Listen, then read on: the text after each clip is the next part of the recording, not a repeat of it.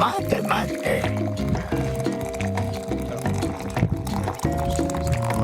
nickel. Ok, bah c'est parti. C'est parti. Maté, épisode je sais pas combien, mais en tout cas je suis avec Jérémy Auro. Salut. Bon, Jérémy, on se connaît, mais est-ce que tu peux te présenter à nos auditeurs? Bien sûr, donc je suis Jérémy Auro, je suis journaliste critique de cinéma à l'Écran Fantastique, qui est un journal du coup spécialisé dans le cinéma de genre, cinéma d'horreur, cinéma fantastique, et je suis également pigiste, on va dire ponctuel aux Inrecuptibles, où j'écris quelques textes, notamment sur les domaines que je maîtrise le mieux, donc on va dire le cinéma coréen en premier lieu, quoi. Ça a été quoi ton parcours pour en arriver jusque-là? Mon parcours, donc j'ai commencé avec une licence d'histoire à la Sorbonne, donc classique, et j'ai fait un master d'histoire et audiovisuel, histoire, et j'ai fait du coup 2 mémoires sur le cinéma et notamment sur le domaine de la réception cinématographique, donc dans ce master-là pendant 2 ans, aussi à la Sorbonne. Et j'ai écrit du coup un premier mémoire sur la réception du cinéma coréen en France, à travers l'exemple de Bong Joon-ho, donc un des cinéastes les plus emblématiques. Et le deuxième mémoire que j'ai fait, c'est sur le Festival international du film fantastique et de science-fiction qui a eu lieu entre les années 70... du début des années 70, donc 1972, jusqu'à la fin des années 80, à peu près 1989 pour la dernière édition, qui a été un festival qui a vraiment lancé le cinéma fantastique en France, qui avait lieu au Grand Rex, et qui était à ce moment-là un grand rendez-vous, un des premiers grands rendez-vous de ce qu'on appelle aujourd'hui la pop culture, quoi. Est-ce que tu pourrais définir un petit peu, ou en tout cas esquisser le rôle du critique du cinéma, de cinéma? C'est quoi son utilité? Alors on a plusieurs rôles. Je dirais que le rôle numéro 1 est de ne pas on va dire renverser, ou en tout cas d'égaliser, de mettre sur un pied d'égalité des films qui à la base ne sont pas sur un pied d'égalité, que ce soit en termes de promotion, que ce soit en termes de visibilité, que ce soit en termes de nombre de copies distribuées, que ce soit en termes d'audience, de box-office, etc. Et le monde du cinéma fait que les films arrivent en salle avec déjà une sorte de hiérarchie, quoi, entre les films importants et les films pas importants. Le critique, il fait table rase de ça, et il traite chaque film, et à ce moment-là, il va donner une importance particulière à des films qui sont peu distribués, ou qui sont. Ça veut pas dire qu'il va le faire. Ça veut pas dire qu'il va le faire systématiquement, mais en tout cas, son rôle, c'est de ne pas tenir compte, je dirais, de la hiérarchie des films quand ils arrivent en salle, mais de vraiment les traiter et de mettre en avant ceux qu'il a aimés, quels qu'ils soient, et si jamais les films qui sont très très très mis en avant sont pas bons, il le dit aussi. Donc voilà, il a ce rôle-là. Mais est-ce que dans les faits il arrive à le faire, c'est-à-dire face à la réalité, oui, ça arrive. Des promotions, etc. Parce que tu vois, il y a certains films qui vont avoir une promotion tellement importante, tu vas que le rôle du critique va disparaître. Voilà. Oui. Pas forcément, mais peut-être que tu vas avoir un regard un peu différent sur ce film-là, malgré tout. Et est-ce que tu peux arriver finalement à ce rééquilibrage entre parce que les films sortent d'une manière assez inégalitaire, c'est ce que tu dis. Oui, c'est un film qui est distribué sur 300 copies ou plus, ça va parfois jusqu'à 700 copies. Hein. Je crois qu'Avatar avait quelque chose comme 700 copies en France. Ça veut dire quoi, 700 copies? Ça veut dire qu'il est diffusé dans 700 salles. Dans 700 salles. Ouais. Et la critique a été majoritairement favorable au film. Donc, le but, ce n'est pas de descendre le mainstream et de mettre en avant la marge. Le but, c'est de traiter les films comme s'ils étaient égaux au moment de leur arrivée sur le marché, et de mettre en avant ce qu'on a aimé, et de ne pas mettre en avant ce qu'on n'a pas aimé, ou de mettre en avant le fait qu'on ne les ait pas aimés. Je pense, on a plein d'exemples aujourd'hui. Il y a des petits films qui sont excellents, il y a des grands films, je pense à Astérix, qui étaient moins bons, on va pouvoir en reparler. Ouais. Donc voilà, c'est Mais on a aussi d'autres rôles. On a un rôle d'indication sur. Voilà, moi je sais qu'à l'écran fantastique, on est spécialisé dans le cinéma de genre et on mettra toujours en avant l'envie de voir le film. On va toujours encourager les gens à se faire leur propre avis, nos lecteurs et lectrices, mais on donne l'avis le plus favorable dans notre équipe. C'est toujours le critique qui a le plus aimé le film qui en fait la critique. Et le but est de placer les films dans leur environnement, dans leur monde.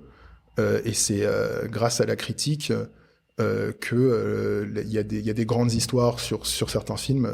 On aura l'occasion de parler de Parasite aujourd'hui, par exemple.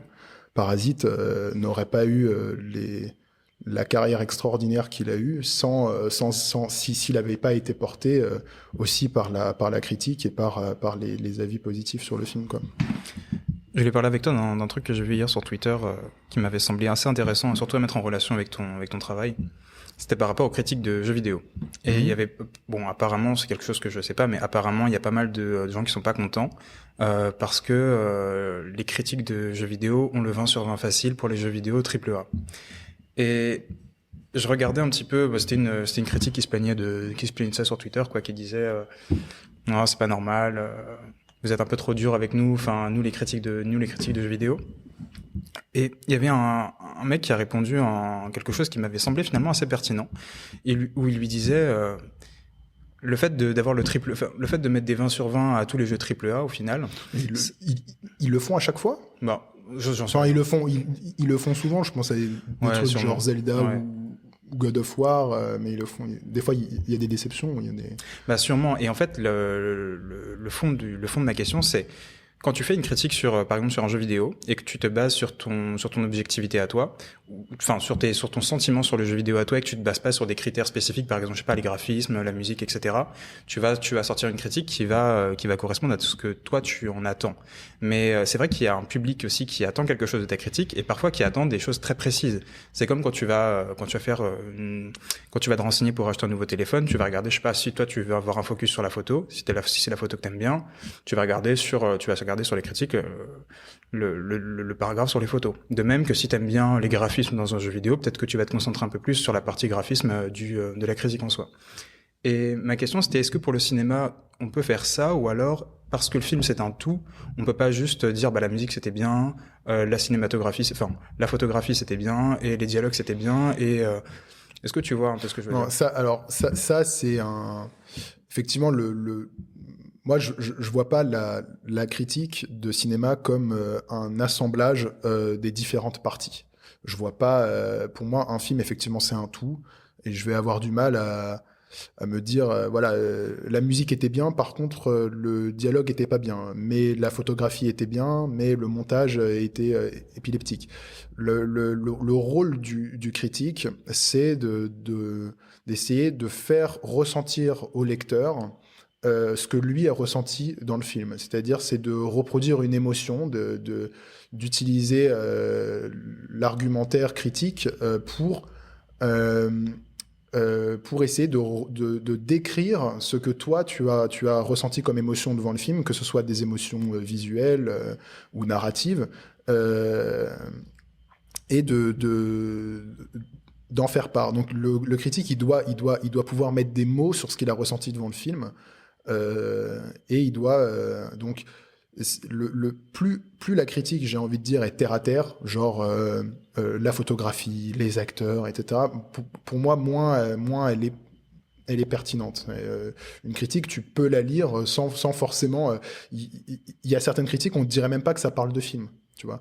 On pourrait croire que c'est un texte qui parle d'autre chose. Ça, c'est un truc auquel je suis assez sensible, tu vois. Le fait de pouvoir exprimer des choses, des émotions, des sentiments que le film t'a fait ressentir, et toi, le but, c'est de retranscrire ça, que ce soit des émotions positives ou négatives.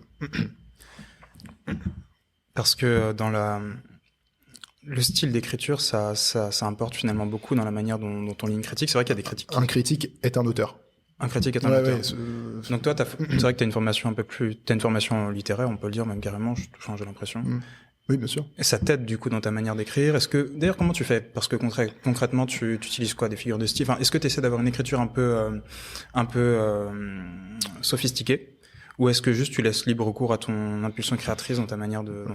Je pense qu'il y a les deux, mais moi, je considère, je fais partie d'un. Après, ce que je dis n'a pas valeur pour tous les critiques. Hein. Ce que je dis, c'est moi, ma manière de voir la critique, c'est en gros dans quel mouvement, dans quelle école de critique j'ai envie de m'inscrire. Ça fait pas 10 ans que je fais ce métier, ça fait peu de temps, mais en tout cas, c'est comme ça que je l'ai appris, tu vois. La critique, c'est un geste littéraire, tu vois. Moi, je me verrais pas réécrire un jour dans ma vie une critique. C'est-à-dire, c'est un geste qui arrive à un instant T. J'ai fait ma critique. Là, la dernière que j'ai écrite en date pour les Fantastiques, c'est le dernier Shyamalan, Knock at the Cabin. Je sais que ça, je l'ai écrite à un instant T. Et c'est ce texte-là, et ce sera pas un autre. Ça aurait pu en être un autre, mais je trouve que c'est ça. C'est en ça que je dis que c'est comme un geste littéraire, tu vois. Et donc le style d'écriture, c'est comment est-ce que toi tu le sens, mais tu as quand même un impératif de revenir un peu sur l'histoire. Il faut que le texte soit compréhensible. Il faut revenir un petit peu. Faut quand même dire deux mots sur le cinéaste. Est-ce que c'est un premier film? Est-ce que le film s'inscrit? Comment est-ce que le film s'inscrit dans sa carrière? Est-ce que c'est une rupture stylistique, etc. Il y a quand même des choses à mettre pour pouvoir situer le film dans son univers esthétique et cinématographique, mais il y a des critiques qui sont très poétiques, il y a des critiques qui sont plus techniques. Voilà, il y a un style. Chaque critique essaye d'avoir son style. Il y a plusieurs écoles. Son style d'écriture, ouais, bien sûr. Et à partir de quel moment le critique? Il y en a qui ont vraiment beaucoup d'humour, il y en a qui en ont moins. Voilà, oui, bah c'est typiquement le masque et la plume. C'est vrai que tu vois qu'il y a un style, le masque et la plume. Oui, mais alors eux, c'est à l'oral. Là, quand ils ont une distinction. Ils ont une critique écrite. Ouais, mais ils ont une manière de s'exprimer qui te fait penser aussi un peu de l'écrit. Donc c'est peut-être oui, pour ça oui, bah, ils sont très littéraires au masque. Ouais. Hein, ils ont, c'est des personnes qui arrivent à avoir une pertinence de propos très rapidement, avec un avis comme ça moi je les trouve très forts. Ouais. Et à partir de quel moment tu trouves que le critique doit s'arrêter? C'est-à-dire que l'écueil peut-être à pas faire, c'est que quand tu vas lire une critique sur un film qui t'intéresse, etc., de ne pas aller jusqu'au spoil peut-être, ou ah oui, non, oui, le but, mais pas le spoil de l'histoire ou de l'intrigue, mais aussi même le spoil de en fait, oui, voilà, c'est même le sens de ma question. À quel moment tu sens que tu dois t'arrêter pour pas trop en dévoiler sur même l'ambiance du film? Il faut en dévoiler le moins possible. Il faut trouver ce juste équilibre entre parler du film et ne pas parler parler de ce qui se passe dans le film et de ce que tu as aimé. Alors, tu vas pas parler de ce qui se passe, mais en tout cas, tu vas parler du film en lui-même, tu vois. Moi, c'est vrai que j'ai du mal à faire une critique où à aucun moment je reviens sur vraiment le synopsis. Quelle est l'histoire? Parce qu'à un moment donné, il faut bien... c'est souvent le point de départ du commentaire critique. C'est de partir de ce que le film raconte. Mais évidemment, tu vas pas commencer à spoiler et à donner les... Je parle jamais de la fin. C'est un peu un jeu d'équilibriste. Imaginons que j'ai adoré une fin de film, je vais pas dire plus que... je sais pas moi, de la première à la dernière minute, dans une fin bouleversante, ou j'en sais rien, mais un truc où je vais rien dévoiler de la fin. Je vais dire que c'est bouleversant, mais on sait pas pourquoi. C'est un juste équilibre. Ou alors tu vas dire la fin est ratée, tu sais pas pourquoi. Mais donc le critique, c'est pas un commentateur de foot. Il est pas là pour dire tout ce qui se passe dans le truc. Le critique, il est là pour s'adresser autant aux gens qui ont vu le film qu'aux gens qui ne l'ont pas vu. Et il doit brosser un portrait d'un film sans trop dévoiler, quoi.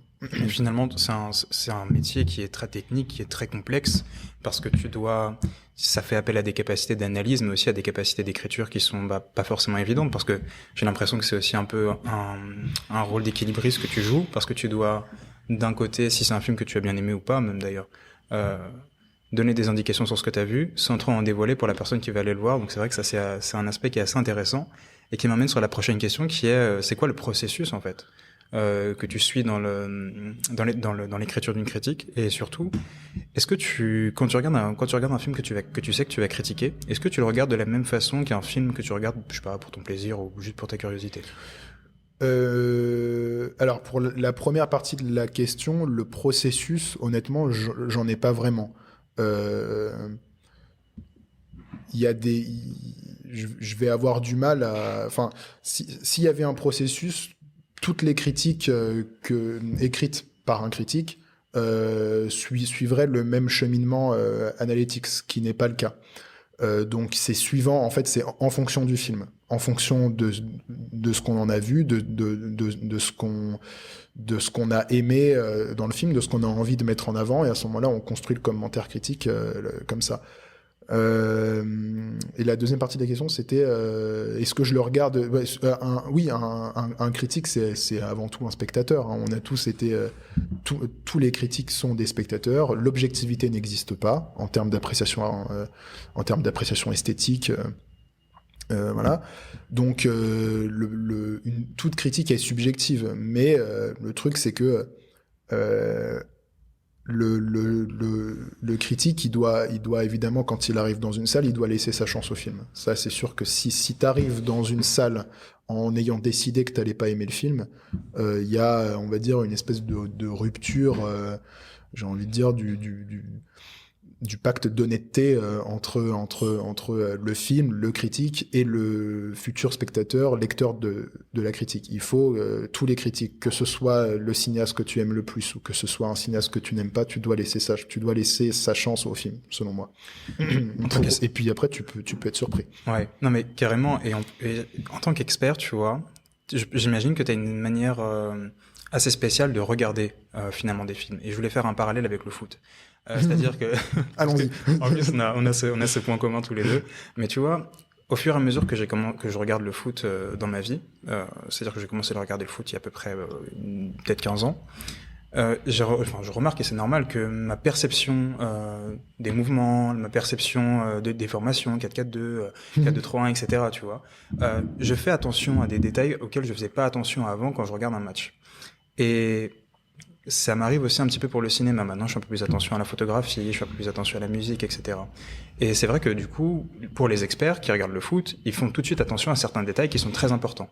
Et pour une personne qui va regarder le foot une fois dans sa vie, enfin à chaque Coupe du Monde par exemple, elle va juste regarder le match comme ça un peu de l'extérieur, mais elle va pas voir forcément les avantages ou les inconvénients de telle ou telle équipe. Et est-ce que toi, il y a des choses auxquelles tu fais particulièrement attention quand tu regardes un film, et comment tu pourrais, comment tu pourrais nous aider les néophytes finalement à améliorer leur perception quand ils regardent un film aussi? Il faut en voir beaucoup. De la même manière qu'il faut voir beaucoup de matchs pour voir la différence entre le jeu de Ancelotti et le jeu de Zidane. Tu vois, ce que je veux dire, c'est que moi aujourd'hui, je suis pas capable, quand je regarde un match de foot, je suis pas capable de te dire, tu vois, de te dire quel est le dispositif et en quoi est-ce que c'était mieux qu'un autre dispositif. Je sais qu'il y a des jeux offensifs, je sais qu'il y a des jeux de contre-attaque, mais je suis assez extérieur à ça. J'ai aucune connaissance, on va dire, technique mais effectivement, c'est parce que je regarde pas beaucoup de matchs. C'est-à-dire que moi, c'est comme un spectateur qui va voir que les films du MCU et que les Star Wars. C'est-à-dire que moi, je regarde la Coupe du Monde et la Champions League, mais je vais pas regarder Reims-Guingamp. Alors qu'il y a des passionnés de foot qui vont regarder tous les matchs, évidemment, eux. Donc moi, ma réponse, c'est il faut voir des films, en fait. Faut voir des films de différentes nationalités, faut voir des films de différentes époques. Il faut être curieux. Et il faut s'intéresser aux cinéastes. Quand tu vois un film, moi je considère que la cinéphilie, elle commence au moment où tu commences à aller voir des films en connaissant qui les a fait, qui les a produits. Il y a plein de gens, le grand public, les spectateurs, et ils en ont, c'est très bien. Et ils ont pas envie forcément de savoir quel est le réalisateur du film. Moi aujourd'hui, ça me semble inconcevable. Ça me semble inconcevable et donc quand tu vois un film qui t'a plu, et tu te rends compte que c'est le 9e film d'un cinéaste, peut-être pas regarde les 8 avant, enfin, mais en tout cas, tu sais qu'il a fait des films avant, donc il faut être curieux, il faut voir des films, s'intéresser aux différentes époques du cinéma, aux grands mouvements, la nouvelle vague, le nouvel Hollywood, tout ça, c'est des grandes périodes de cinéma avec des très grands films. Et évidemment, au bout d'un moment, tu te forges, tu comprends mieux ce que tu regardes et tu arrives à plus mettre des mots sur ce que tu ressens. Et donc, tu regardes les films d'une manière différente. Après, c'est vrai que au niveau de la technique, tu peux voir qu'une photographie est sublime, mais tu vas avoir du mal à avoir toutes les connaissances techniques pour savoir où est-ce que le projecteur a été utilisé. Est-ce qu'ils ont utilisé une douche, la douche, c'est la lumière qui arrive du dessus. Est-ce qu'ils ont, tu vois, est-ce qu'ils ont utilisé quel type de lumière au niveau. Enfin, ça c'est là on arrive vraiment dans la grosse technique, quoi. Mais en tout cas, moi je parle surtout du regard sensible, la sensibilité artistique, la sensibilité du critique. C'est une manière de voir un film. Le but, c'est en voyant beaucoup de films, on finit forcément par mieux comprendre ce qu'on est en train de regarder, et du coup, on a un regard plus critique et on a plus de films qu'on aime et des films qu'on n'aime pas, du coup. Donc, on a parlé un peu du rôle du critique en général, de la manière d'écrire, etc. Une question qui me vient maintenant, et je vais faire un parallèle avec un film qui est très très récent et qui fait beaucoup parler en ce moment. Ma question, c'est sur l'impact de la critique. C'est-à-dire que ta critique, elle a forcément un impact sur le public, c'est-à-dire qu'il va l'encourager ou finalement le décourager à aller voir tel ou tel film. Il a un impact aussi, j'imagine, sur le show business du cinéma en général. Et ma question, c'est est-ce que tu penses qu'une mauvaise critique, par exemple, sur un film, enfin, en fait, c'est ça même. Quel est l'impact d'une critique sur un film et même cas pratique, disons, est-ce que tu penses, par exemple, que la série de mauvaises critiques qu'il y a actuellement sur Astérix Obélix peut faire en sorte que ce film soit un flop en salle? Alors, ce sera pas un flop, parce qu'il a déjà 1,5 million d'entrées. Je crois que c'est le plus gros démarrage depuis 10 ans pour un film français. Donc, une critique, elle peut... je pense que en tout cas, tu parlais des jeux AAA, de la même manière, je pense que les gens, ils vont acheter le Zelda ou le Assassin's Creed, même si les critiques sont mauvaises. En revanche, les petits jeux indés, les petits films indés, voilà. Donc, est-ce que ça veut dire qu'il faut faire plus attention à la manière dont on parle des petits films, en se disant, les gros films, de toute façon, on sait que ça va marcher? Bon, il faut... c'est tout un débat, mais aujourd'hui, une critique ou un ensemble de critiques qui vont attaquer un film, de la trempe d'Astérix Obélix, franchement, ça va impacter. Je pense pas que ça impacte tellement. Je pense que si les critiques sont très favorables, on peut avoir un succès monumental. Si effectivement là, une moyenne d'1,5 sur 5 sur Allociné, bon.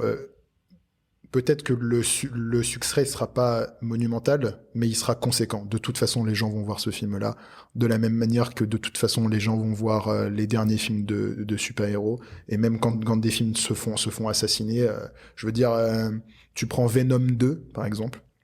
Je pense que c'est un exemple intéressant, Venom 2 d'Andy Serkis. Il s'est fait atomiser par la critique, et il a eu un succès en salle monumental. Plein de films, je sais pas, je pense à il y a des je crois que le dernier Star Wars avait été attaqué. Après il y a les retours spectateurs, c'est-à-dire que si les spectateurs, par exemple, il y a les films du Marvel Universe, en général les spectateurs sont tellement fidélisés que de toute façon ils vont le voir. Donc bon, de toute façon, tu vas aller voir Ant-Man. Tu vas aller voir, parce que c'est ton rendez-vous trimestriel depuis 10 ans. Donc, c'est des films comme ça où ça dépasse la critique. Ce sont des événements populaires où on va les voir. En revanche, les petits films, je dirais pas que la mauvaise critique va les transformer en flop, mais en tout cas, une critique favorable sur un petit film, ça peut le faire exploser en termes d'entrée, et ça donne des histoires magnifiques.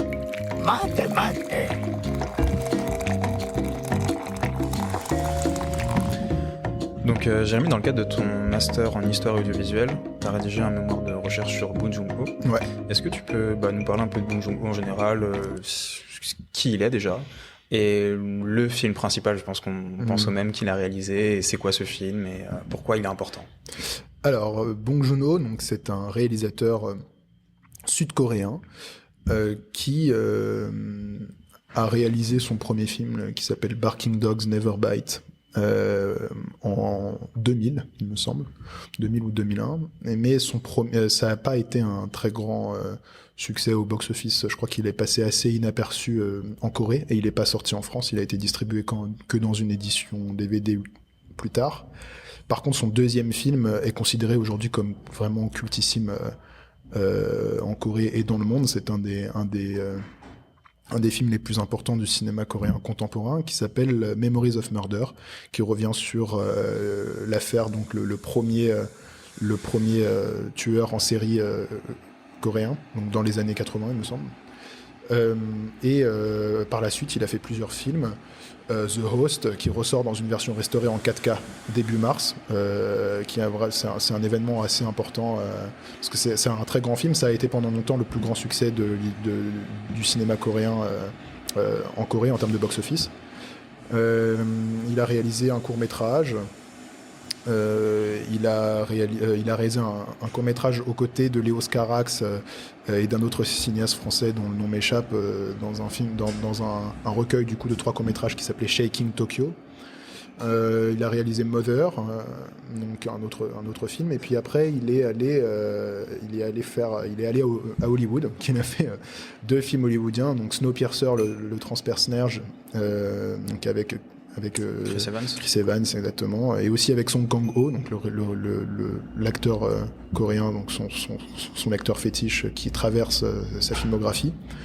Et puis Okja sur Netflix, qui a été diffusé au Festival de Cannes, avant de revenir en Corée pour Parasite, qui est son dernier film en date et qui a fait exploser vraiment le cinéma coréen en France, avec 2 millions d'entrées, ce qui était vraiment jamais vu. Et donc aujourd'hui, c'est vrai que et là il prépare du coup un nouveau film qui s'appelle Mickey 17 avec Robert Pattinson dans le rôle principal, donc un film de science-fiction qui sortira le 29 mars 2024 et qui est absolument attendu et que moi j'attends énormément. Tu peux nous rappeler un peu l'idée du film? Je m'en souviens plus, mais je sais que c'est de ce qui arrive là avec Robert Pattinson. Ouais, donc c'est adapté d'un roman de science-fiction. Je crois qu'il a acquis les droits du livre avant même que le livre sorte, tellement il avait aimé le concept. Donc c'est l'histoire d'un individu, donc on est dans un futur plus ou moins proche, et c'est un individu qui est envoyé sur une planète gelée. Donc il est considéré comme consommable, apparemment. J'ai pas du tout lu le bouquin, d'ailleurs je le lirai pas avant de voir le film. Faut qu'on en parle de ça juste après. Il est considéré comme consommable, et donc il est envoyé sur une planète gelée pour la coloniser. Et si jamais il meurt, ses souvenirs, sa mémoire sont transférés dans un nouveau corps, et sa mission continue. Sa mission reprend. Voilà. Et donc le film est très... et je crois que Robert Pattinson a dit que c'était une manière de travailler complètement différente de ce qu'il avait vu jusqu'ici. Et voilà. 29 mars 2024. Et du coup, le mémoire de recherche que t'as écrit sur Bong Joon-ho, qu'est-ce que c'était? C'était quoi l'idée, ta problématique? Le but, c'était que l'exemple de Bong Joon-ho soit, on va dire, le porte-parole de l'explosion d'une grande vague coréenne qui depuis 15 ans a vraiment déferlé sur l'Occident, avec les films, l'art de vivre coréen, la mode, la K-pop, donc tout plein de mouvements culturels qui font partie d'un même on va dire méta-mouvement, on va dire, qui est appelé Hallyu, donc qui signifie la vague. Et je trouve que l'exemple de Bong Joon-ho en France, la réception de ses films montre bien ça. C'est-à-dire que on est au début dans un cinéma de niche jusqu'à ce que ça devienne quelque chose de presque grand public. Et c'est quelque chose qui, la filmographie de Bong Joon-ho sur ça, elle est vraiment unique en son genre. C'est le seul cinéaste dont les films comme ça traversent sur 15 ans toute l'histoire de la réception et de la légitimation du cinéma coréen en France et dans le monde. Comment c'est arrivé ça? Comment on est passé d'un cinéaste qui était plutôt de niche à quelque chose de grand public?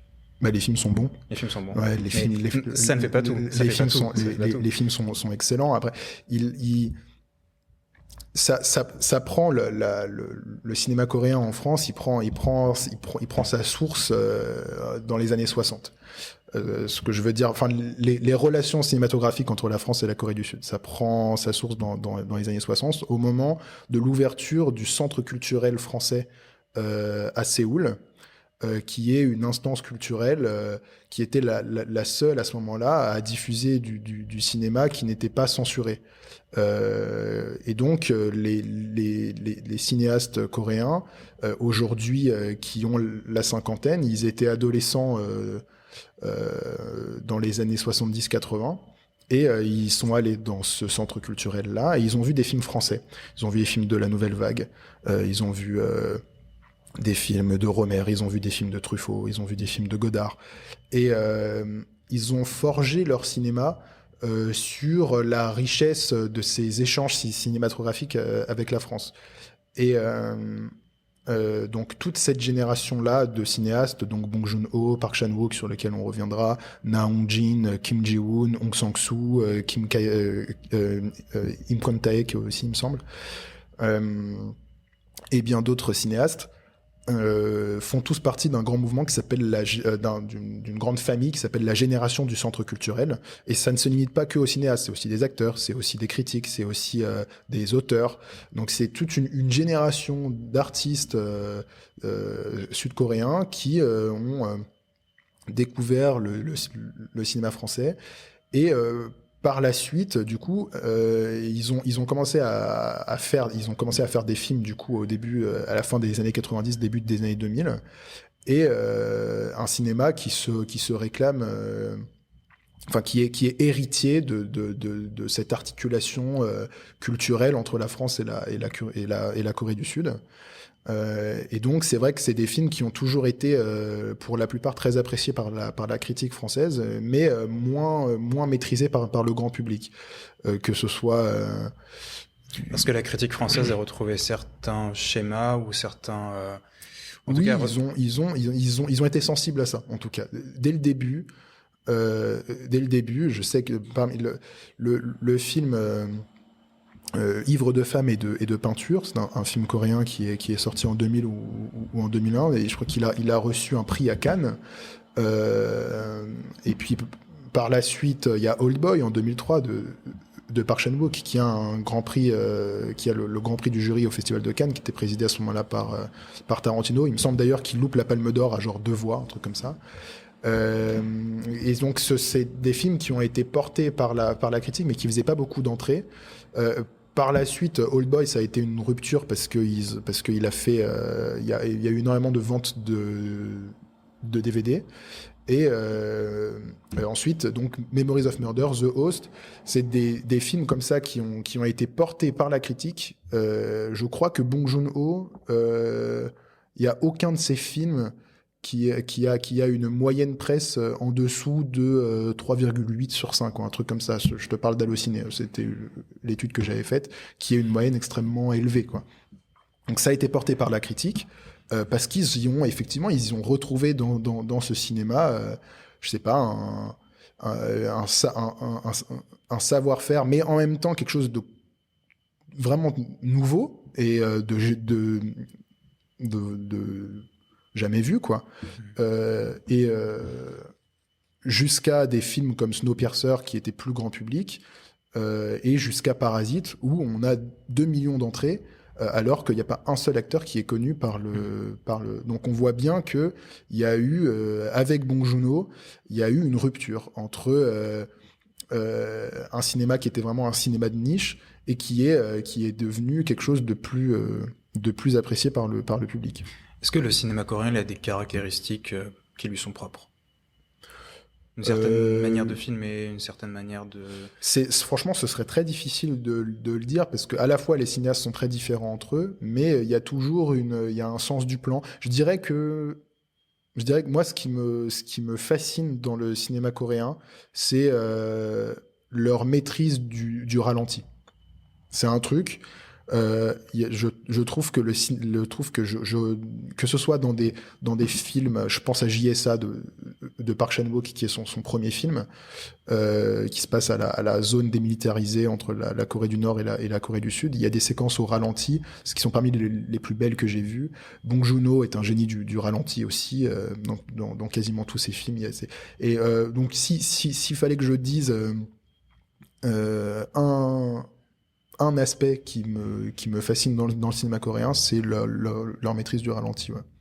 Dans The Chaser de Naung Jin, il y a des séquences aussi sublimes sur ça. Il y a une espèce d'évocation par le ralenti de la violence du monde et un truc vraiment très beau et très, très évocateur. Parce que tu vois, on parlait de Snowpiercer, qui est du coup une grosse production hollywoodienne, quoi. C'est Chris Evans, etc. Le gros film dystopique. C'est aussi produit par Park Chan-wook. C'est binational, mais à ce moment-là, c'est le plus gros budget ça reste un film coréen, hein. Mais ça reste un film coréen. Oui, c'est important de le dire. C'est un film coréen, mais qui a reçu aussi des financements, quelques financements hollywoodiens, il me semble. Et dont le casting, on a Tilda Swinton, on a Chris Evans, et ça a été je crois que c'est le plus gros budget, c'est le film au plus gros budget de l'histoire du cinéma coréen. Donc il y a quand même une certaine évolution du cinéma coréen, dans le sens où peut-être qu'il y a 10-15 ans, Chris Evans, il n'aurait jamais accepté de se retrouver dans un film produit en Corée. Oui, possiblement, ouais. Et peut-être aussi du coup que Bong Joon-ho il a participé justement à cette. Et est-ce que tu crois que la Corée ils ont une sorte de volonté de soft power autour de ça, autour du cinéma? Ah oui, complètement. C'est le soft power. C'est un.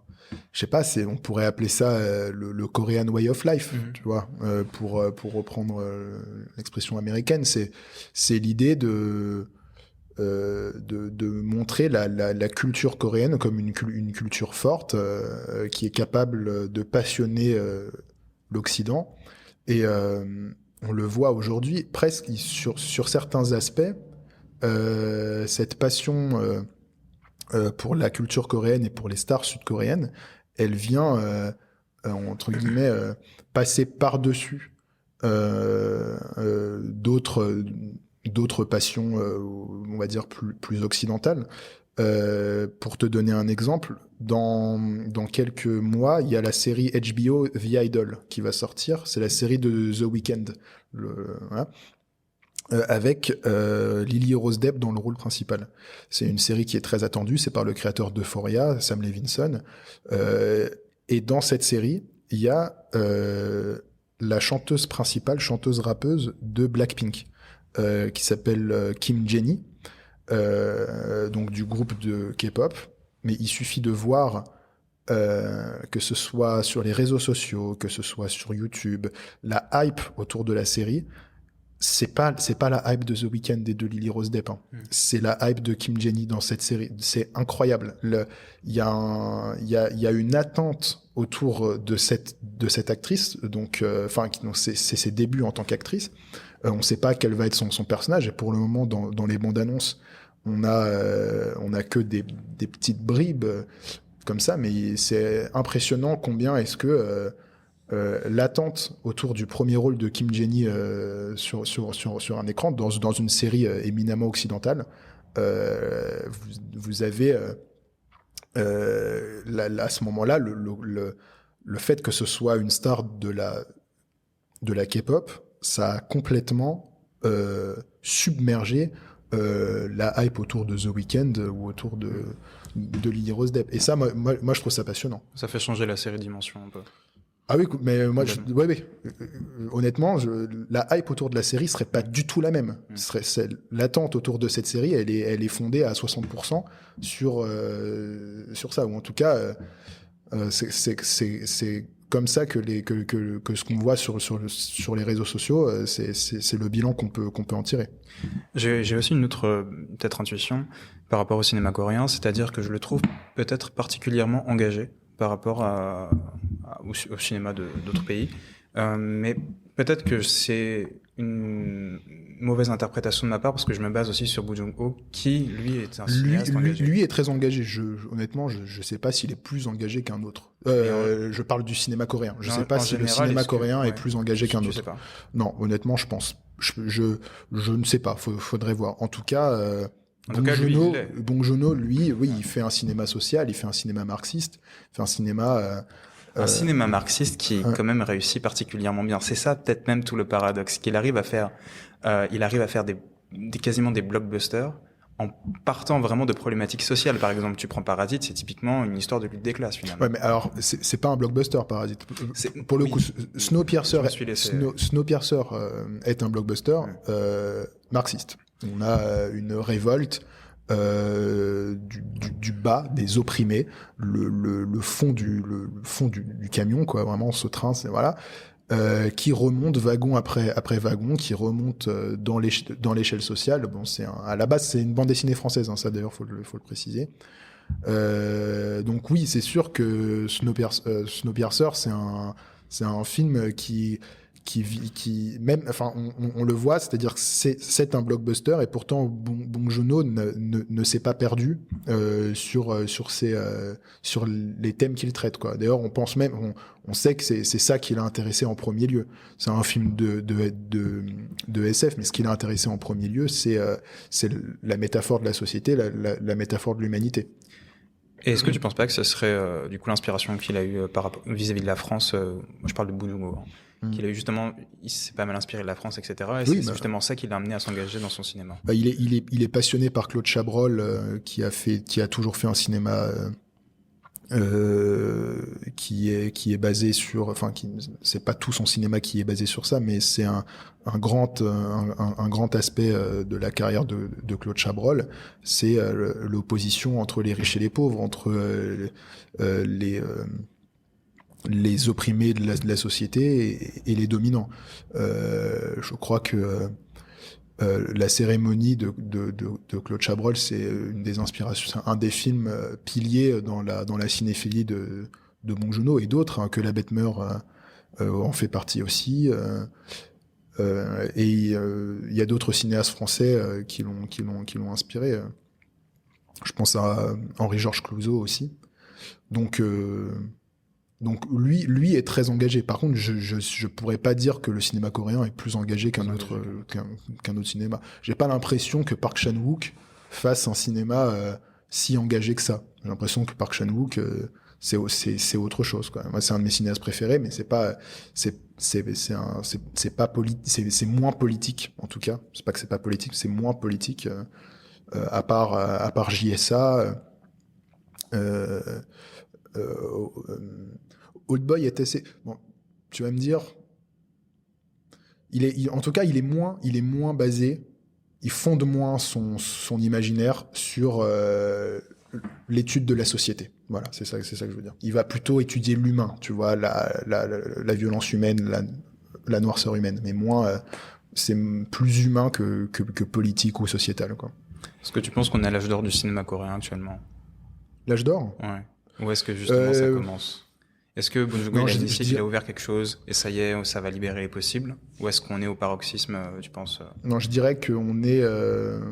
je pense que l'âge d'or du cinéma coréen, il est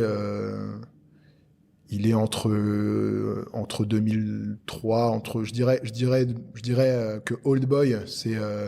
mais parce que est-ce qu'on parle de l'âge d'or en termes de reconnaissance par le monde ou est-ce qu'on parle de l'âge d'or en termes de qualité?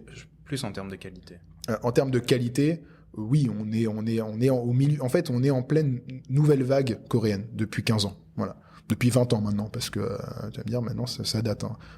Deux sœurs de Kim Ji-woon, quand il a été diffusé à Gérardmer, je crois que c'était en 2002 ou en 2001. Donc, au niveau de la reconnaissance et au niveau de la qualité, on pourrait dire que ça fait déjà 20 ans qu'on est en nouvelle vague. Donc, est-ce que Parasite est le point culminant et parce que c'est l'Oscar et c'est un très grand film. Et est-ce que du coup, à quel moment ça va s'arrêter? On peut se poser la question. Ou est-ce qu'on peut déjà dire que c'est bon? Maintenant, c'est acté que c'est un cinéma qui a été légitimé par le public et par la critique, et donc on peut plus vraiment parler d'âge d'or.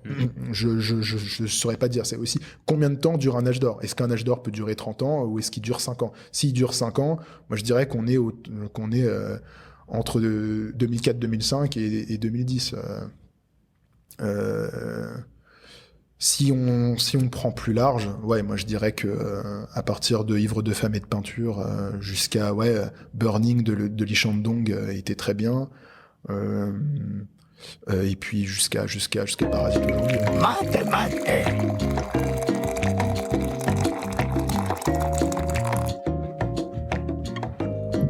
Du coup, on va faire on va revenir sur le top. T'as fait un top 10 des films 2022. On va revenir dessus. On va aussi revenir sur les films de cette nouvelle année 2023.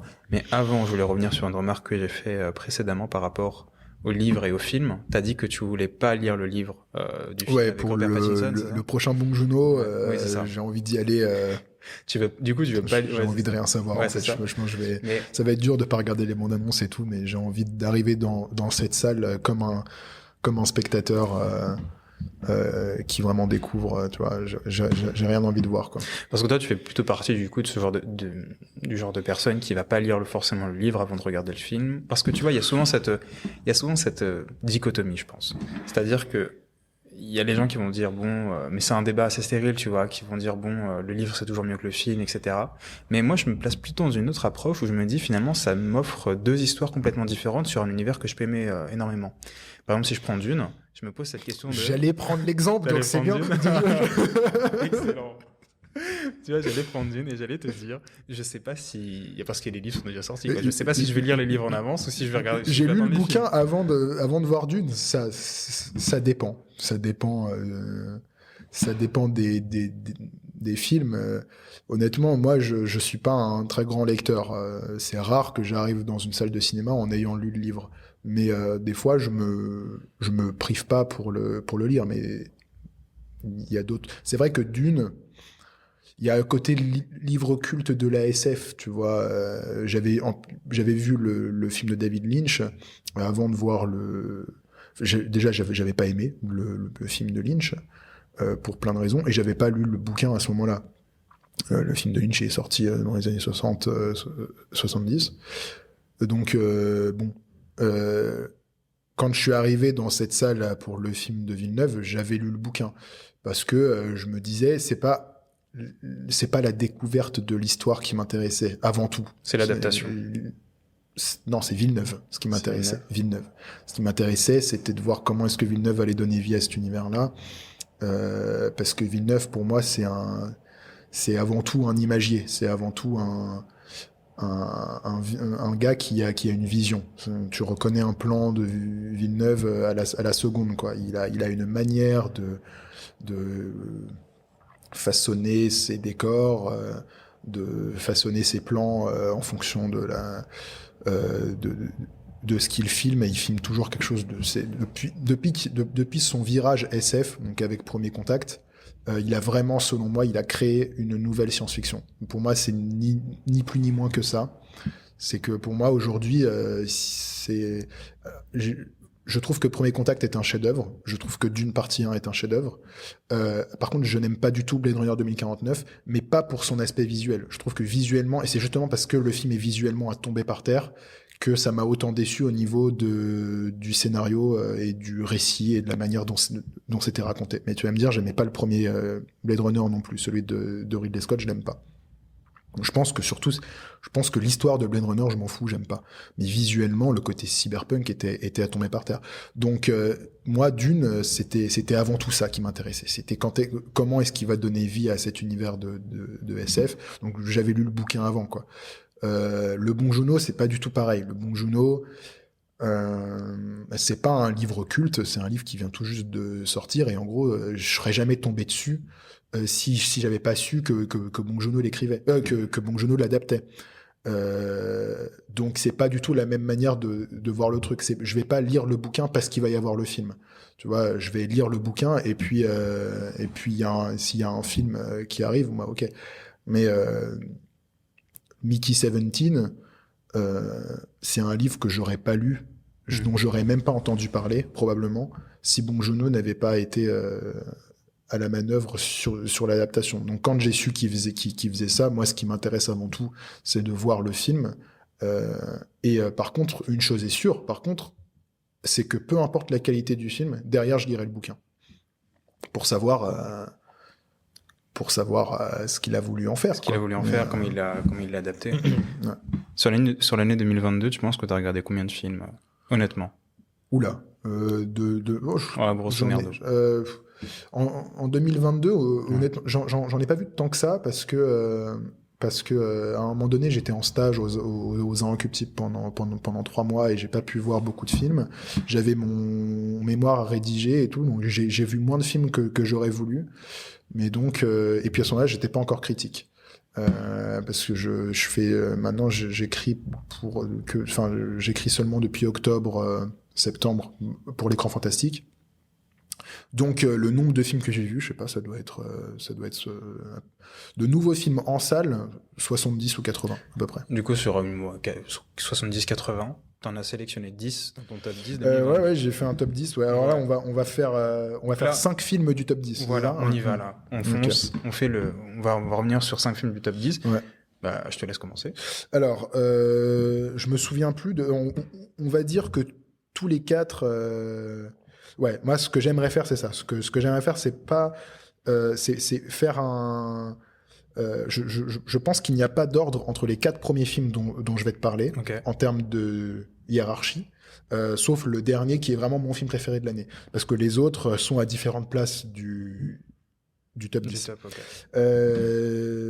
Alors, donc, en premier lieu, La Nuit du 12 de Dominique Moll, avec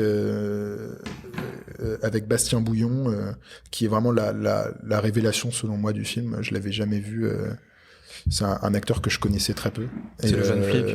Ouais, et il est bouleversant dans le film.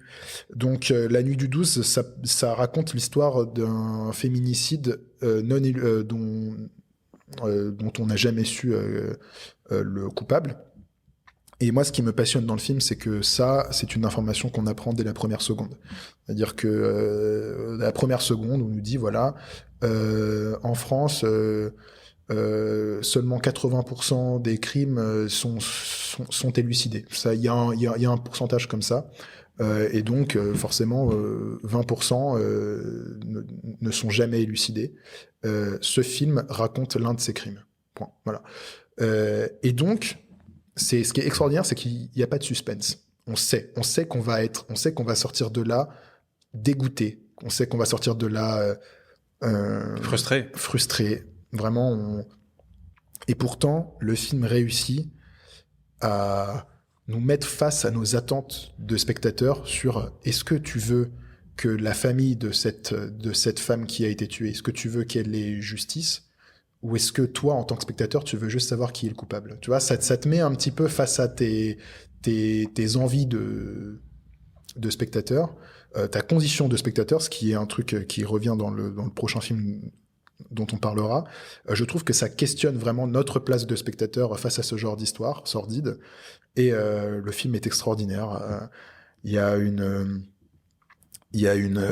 ambiance qui est extraordinaire. Je trouve les acteurs vraiment géniaux. Et puis il y a un vrai discours sur le patriarcat, sur la manière dont la police interroge les hommes qui sont potentiellement coupables de féminicide. J'avais pas vu un film comme ça j'avais pas vu un film français aussi prenant, enfin un polar français, j'en avais pas vu de comme ça, je crois, dans ma vie, quoi. Donc non, ça a été un vrai choc pour moi, et c'était bouleversant. Surtout que la musique est particulièrement soignée. Et c'est vrai qu'il y a une patte, c'est-à-dire qu'il y a une ambiance autour de ce film-là, un peu brumeuse. C'est vraiment c'est vraiment un bon polar. C'est crépusculaire, et puis les personnages, quoi. C'est en fait le film traverse. Donc on a comme souvent dans les polars comme ça, on a le flic qui interroge plusieurs suspects au fur et à mesure. Et étant donné qu'on sait, c'est pas un spoiler parce que c'est la première seconde du film, on sait qu'on ne trouvera pas le coupable. Donc on sait qu'aucun de ces gens-là, on aura de preuves contre eux. Et pour ce qui fait que c'est potentiellement chacun d'eux. Chacun d'eux a une scène ou deux, pas plus. C'est-à-dire qu'on passe du copain qui s'est fait larguer, on a l'amant, on a le psychopathe qui sort d'un, tu vois, on a plusieurs approches, tu vois, de potentiels coupables, et chacun d'eux a son moment qui est vraiment glaçant, et chacun d'eux pourrait être le tueur. Et ça pourrait être lui, et donc ça rend le film vertigineux, quoi, parce que tu sors de là, tu te dis, est-ce que j'ai vu que des coupables là, ou est-ce que j'en ai vu aucun? Est-ce que c'est et toi, du coup, t'es vraiment questionné sur tes propres attentes. T'es en mode est-ce que le spectateur est un voyeur, tu vois? Est-ce que t'es juste là à savoir en mode Agatha Christie, c'est qui le coupable, tu vois? Bah non, on parle d'un féminicide, et je trouve ça très beau. La nuit du 12 mois aussi, j'ai adoré ce film. Ensuite, tu avais... alors ensuite, X, alors c'est un tout autre, on va dire, registre, mais en même temps, il y a des choses qui reviennent.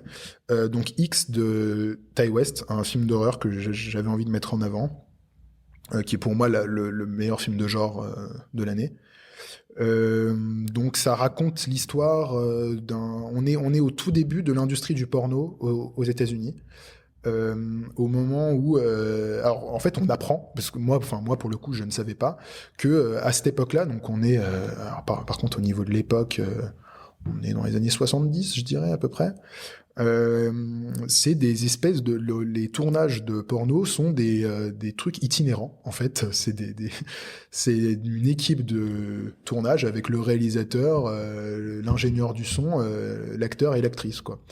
Donc on a cette jeune équipe qui a des rêves hollywoodiens extraordinaires, mais pour le moment ils arrivent dans une maison qui est tenue par deux octogénaires, où ils veulent tourner dans la grange d'à côté, et donc ils se mettent à côté, voilà, et ils font leur tournage, et évidemment rien ne va se passer comme prévu, et le couple d'octogénaires, franchement, les mamies au cinéma d'horreur, c'est comme la poupée maléfique, tu vois, c'est un truc qui revient, la mamie qui fait peur, mais là honnêtement le film est vraiment glaçant, quoi. Et là encore une fois, ça te met face à tes attentes de spectateur. J'aime beaucoup quand les films questionnent comme ça, tu vois, quand ils deviennent un petit peu métaphysiques, où c'est plus que les personnages, mais toi vraiment en tant que spectateur, le film devient tu vois, ça te force à l'introspection. Ouais, voilà, exactement. Quand il faut que les films sont là pour poser des questions plus que pour donner des réponses, tu vois. On parle d'une époque où le film X est autant le film porno que le film d'horreur. C'est à ce moment, il fut un temps où c'était appelé par la même chose. On considérait que c'était pareil, que c'était un truc de sauvage, tu vois, que c'était une industrie, que c'était du sous-art, tu vois. Donc le cinéma d'horreur à ce moment-là, donc on pourrait dire qu'aujourd'hui l'industrie du porno est restée enfin, c'est effectivement resté quelque chose de très, de très loin de ce qu'on appelle aujourd'hui l'art, comme on pourrait parler d'un film d'horreur comme étant un geste artistique. Mais en tout cas, le film d'horreur à cette époque-là n'était pas du tout légitimé comme il l'est maintenant, et il était, on appelait ça film X. Et donc le film parle de ça, parle des liens cinématographiques entre l'horreur et le porno. C'est avec l'actrice Mia Goth qui est extraordinaire. On attend avec impatience le préquel du film, hein, parce qu'en fait X, donc ce sera une trilogie par Ty West, et en fait il se situe chronologiquement au centre. Donc il y a un préquel qui s'appelle Pearl, qui est sorti aux US et qu'on espère avoir en France, et il y aura la suite qui s'appelle Maxine, qui est en tournage il me semble, ou qui est déjà tournée et qui arrivera plus tard, quoi. Et je trouve le film excellentissime. Je trouve que c'est extrêmement bien réalisé, qu'il y a des séquences qui sont dramaturgiquement dingues, visuellement folles. C'est très très bien réalisé. Les acteurs c'est tout ce qu'on veut voir dans un film d'horreur, à mon sens. Et à mon sens, c'est vraiment le meilleur film d'horreur de cette année, voire depuis longtemps. Hein. X, meilleur film d'horreur de l'année 2022 du coup. Ouais. Rien à foutre de...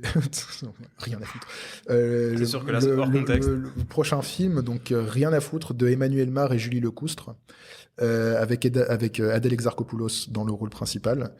Pour moi, c'est la meilleure performance d'actrice de l'année. Et Adèle Exarchopoulos est nommée au César. Si on veut un jour que les Césars soient intéressants, il faut le donner à Adèle Exarchopoulos, sinon c'est pas... Enfin voilà. Le film raconte, on va dire, les tribulations, l'errance d'une hôtesse de l'air, d'une jeune hôtesse de l'air qui littéralement qui fait ça mais sans grande passion, qui fait ça parce qu'elle fait pas autre chose.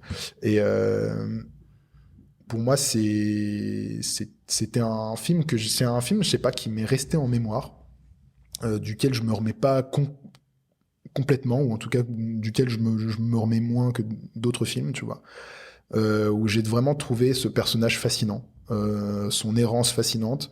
Elle traverse le film comme ça, elle essaye de sourire, elle retourne voir sa famille, elle sait pas pourquoi, elle en a rien à foutre. Il y a un truc comme ça qui, moi, m'a vraiment beaucoup pris.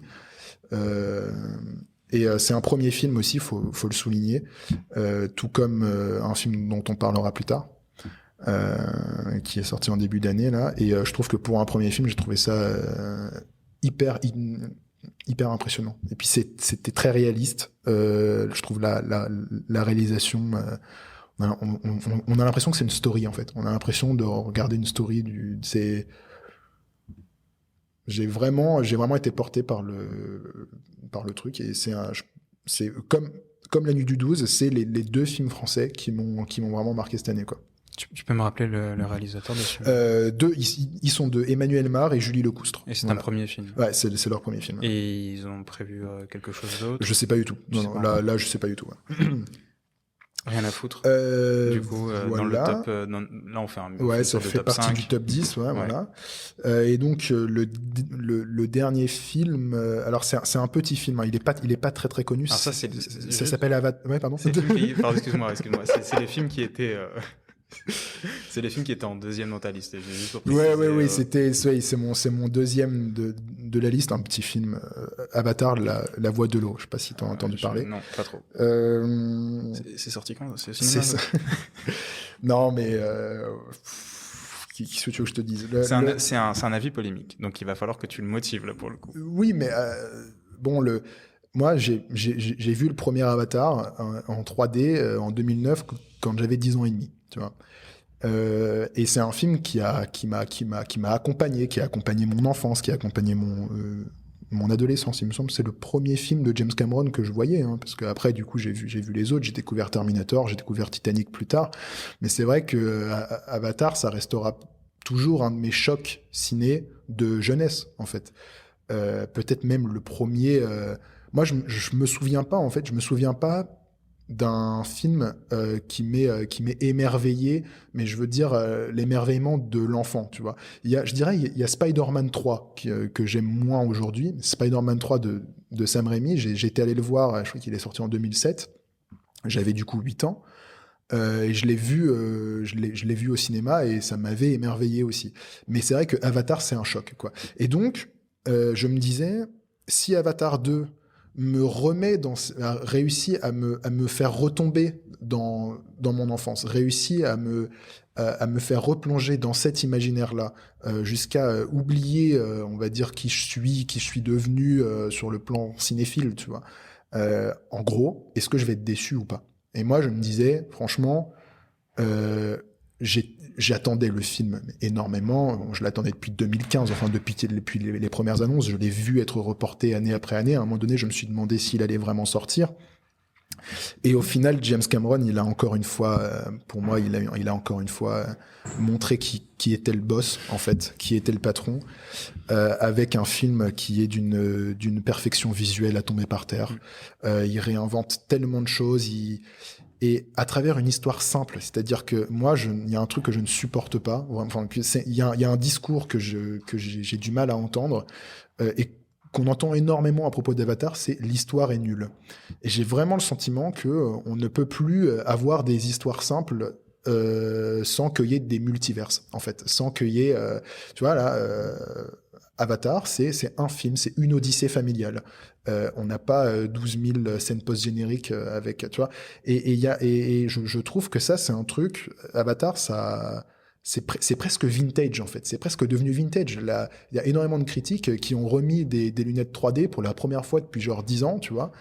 Il y a un émerveillement de spectateurs, et je citerai, j'ai envie de dire, mon mentor dans la critique de cinéma, donc Jean-Marc Lalanne, des Inrecuptibles, qui disait un truc que je trouve très vrai, c'est que quand on regarde Avatar, on a l'impression quand on regarde un film de James Cameron, on a l'impression de redevenir le premier spectateur de l'histoire du cinéma. Et je suis assez d'accord avec ça. Il y a un côté émerveillement de la première fois, quoi.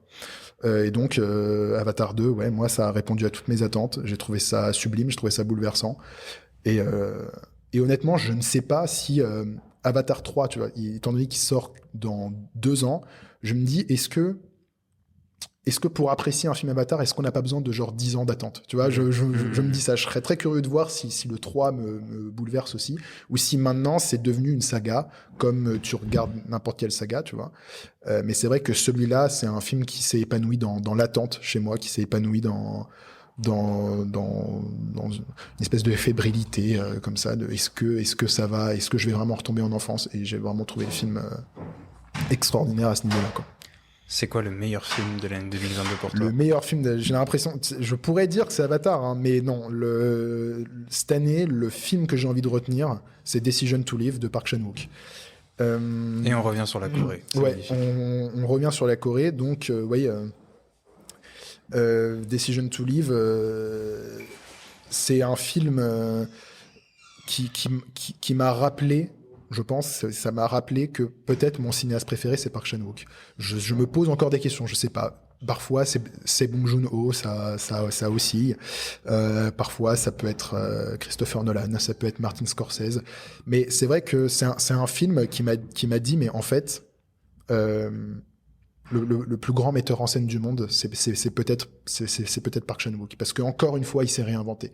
Encore une fois, il tourne des scènes comme personne d'autre n'en tourne. Il a une manière de filmer, l'ambiguïté, le vertige, le vertige des sentiments, à travers un polar qui paraît simple, mais qui est retors à souhait. Il y a un petit peu de Mademoiselle, qui est son meilleur film, qui est un de mes films préférés, peut-être mon film préféré. Mais il y a aussi de ces polars qu'il a fait avant. Il y a un petit peu de JSA sur la question du flashback. Il y a un petit peu de Sympathy for Mr. Vengeance. C'est un film que je trouve magistral. Et ouais, c'est le film que j'ai envie de retenir cette année. Et ça m'a, en termes de mise en scène, j'ai pas vu mieux cette année. C'est vrai que dans la manière dont c'est filmé, l'esthétisme, c'est vraiment recherché. Et c'est un peu la patte coréenne dont je te parlais avant. Chaque plan. Bah oui, c'est vrai. Mais moi, je pense que plus que la patte coréenne, c'est la patte de Park Chan-wook. C'est-à-dire que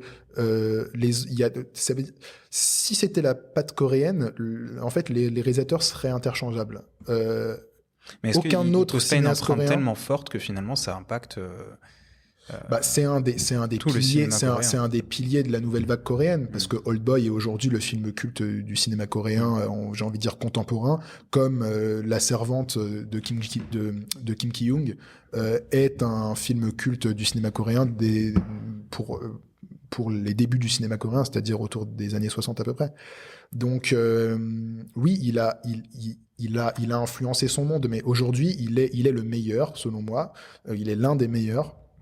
Et il l'a reprouvé avec Decision to Live, où c'est vrai que l'ambiguïté des sentiments, le vertige, on a l'impression que c'est facile pour lui, on a l'impression que c'est un espèce d'artiste comme ça qui a c'est un virtuose quoi, qui fait bouger ses personnages comme on bouge des marionnettes quoi. On a l'impression je disais dans ma critique, qu'il danse avec le cinéma, tu vois. Il y a un côté comme ça, c'est tellement facilité, simple, ouais. C'est pour moi ça paraît le cinéma paraît simple quand tu regardes un film de Park Chan-wook en fait. Ouais, c'est le propre du virtuose. Et alors que je pense que c'est un des films qui est, j'ai envie de dire peut-être au niveau de la technique les plus durs qu'on ait vu cette année quoi. C'est d'une complexité, c'est minutieux, c'est voilà quoi. Vraiment comme Mademoiselle de toute façon. Tout ce que je dis là, c'était déjà le cas dans Mademoiselle. Et c'est vrai que ce virage que sa carrière a pris depuis Mademoiselle, moi je trouve ça ultra impressionnant quoi. Je vais te poser la dernière question de notre conversation. C'est quoi le film que tu retiens de ce début d'année 2023 ? Il y en a plusieurs, mais très rapidement. Moi je dirais que pour le moment, je peux en dire deux. Vas-y. Depuis le début de l'année, j'ai envie de parler de La famille Asada de Ryota Nakano et de Aftersun de Charlotte Wells, qui sont les deux films qui m'ont le plus plu cette année pour l'instant. Le premier pour sa vision de l'art comme un trésor familial en fait. La famille Asada, c'est un film sur la photographie où les photos les plus extraordinaires qu'on ait, les plus touchantes, c'est les photos de famille où les familles font des conneries ensemble. Tu vois, ça rappelle, ça remet l'art dans son contexte, on va dire. Enfantin, familial, et j'ai trouvé ça vraiment très beau. Donc c'est un de mes coups de cœur de ce début d'année. Et Aftersun de Charlotte Wells, donc c'est un premier film. Je disais au moment de Rien à foutre que je voulais en parler. Moi je trouve ça très impressionnant comme premier film. Ça raconte l'histoire d'une petite fille qui passe des vacances avec son père, et on comprend au fur et à mesure du film que son père est un homme ultra dépressif. Et c'est ponctué de vidéos filmées au caméscope et en fait elle plus grande, elle regarde ces vidéos donc du coup d'elle plus jeune, et elle essaye de comprendre ce qui s'est passé, mais on ne saura jamais ce qui s'est passé. Est-ce que son père est mort, est-ce qu'il est malade, et j'ai trouvé ça vraiment très beau, très très très évocateur, parce que le film est on n'est jamais sûr de rien en fait. C'est que des questions qu'on se pose, que le film nous pose. Et j'ai été porté par le truc. Et c'était presque proustien en fait, sur le temps perdu, sur les souvenirs d'enfance, sur l'ambiguïté du regard d'un enfant sur ses parents et sur les difficultés du monde qu'il ne comprend pas. Donc, voilà. Aftersun de Charlotte Wells. Jérémy, merci beaucoup je t'en prie d'être venu. Merci à toi. Je vais aussi donner, merci beaucoup. Je vais aussi donner à nos auditeurs ton compte Instagram, parce que tu partages pas mal de critiques dessus. Oui. Tu partages même tout en story. Oui,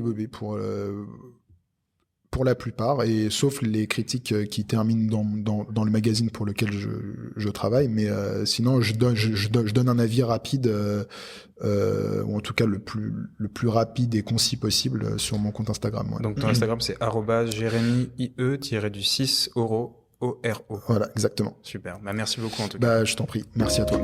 Mathématiques.